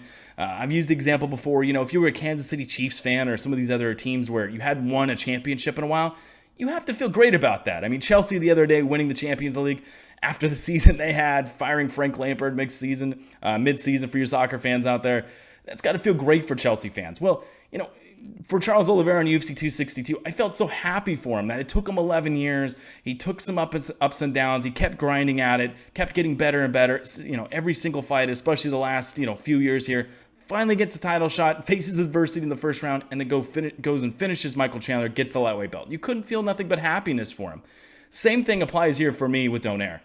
You just cannot feel anything but happiness for this guy, that he's able to go out there at the age of 38 years old, already obviously probably a Hall of Famer, and then go put a stamp on that, get another title, and then get few more big fights at the end of his career. This sets up some other big Nonito Donaire fights, which is awesome. And that's just, and that's why when I saw Donaire win this, when you saw it, even though I picked Oubaali and I know I'd have to come on the show and answer to that a little bit, it made me feel good that Donaire did that. And I'm glad he won it. I'm glad he won the belt. I'm so happy for him. It's just one of those performances that just tugged at your heartstrings. That you had to feel great about the guy. You had to feel inspired about life, sports, boxing, everything. It was just one of those wins. I loved it. In awe of Nonito Donaire at the age of 38 years old to get that bantamweight belt, able to do what he was able to do. And as I have a few more seconds here before I wrap up topic number 4, I do think Oubaali will be back. This was just... Listen, that's such a tough fight. I mean, you come from an amateur boxing background. You're 17-0. We've got 12 knockouts. You're facing mostly guys that are your size. Then you go in there and you face a big Nonito Donaire, a guy who's a Hall of Famer. that was upset city there, right? That was upset city. That was the definition of it. That's a bad fight for him. I think he'll be back at some point. Will he beat Donaire? Not saying that. Will he be back to necessarily beat anybody big? Not saying that either. It depends how he bounces back, but I think Oubaali will get back on the horse and start winning some fights in the future here, and definitely be title relevant again at some point in the future here in the bantamweight division in boxing. All right, topic number 5, guys, putting 5 more minutes back on the clock. I'm actually just going to go 2 minutes here or shorter on the rest of this one as I want to get to my party shots, get out of here. The show's running a little long today, but the rest of what we saw from this past weekend, boxing card-wise, and everything got pushed down again because of the Tyron Woodley, Jake Paul news. I was originally going to talk about something that's now a parting shot for me, but the rest of those cards, Chantel Cameron gets the easy win over Melissa Hernandez. Easy win. She needs a challenge next. It should be Katie Taylor, like I talked about with Jayson. That's something you need to see there. Wasn't too much. Questionable stoppage a little bit, but she was beating Melissa Hernandez up. There's not too much there. Also, the Uzinga Fuzili fight against Martin J. Ward. Good win, even though there's a freak injury there for Ward. Great win for Fuzili. He's a guy you have to watch moving forward. Not necessarily saying he is going to be a champion, but this guy's got a lot of speed. He's got a lot of good defensive acumen to him. He's a guy that you could watch in the division, maybe get the title at some point. He's someone I really been impressed with over the years, and he showed that against Martin J. Ward in that fight. Jason Quigley, Shane Mosley Jr. Mosley's got to figure something out, or he's not going to beat anything in his career. And then Jason Quigley, a guy who went from maybe looking like maybe he's going to have a bad loss, and then maybe he start nosediving a little bit in his career, but he just finds ways to keep doing it. He's distancing that loss a little bit from himself now, gets in the household name like Shane Mosley Jr., gets the win. Big win there for Jason Quigley, and just finds ways to tough things out. That's what he did in the Shane Mosley Jr. fight there. And then the Donaire Oubaali card. We already talked a little bit about Gary Russell and Giovanni Santiago. Won't talk too much about that one. But there was the co-main event on the Showtime card. A winner, Subriel Matias. He got a win in that one over Jukambayev.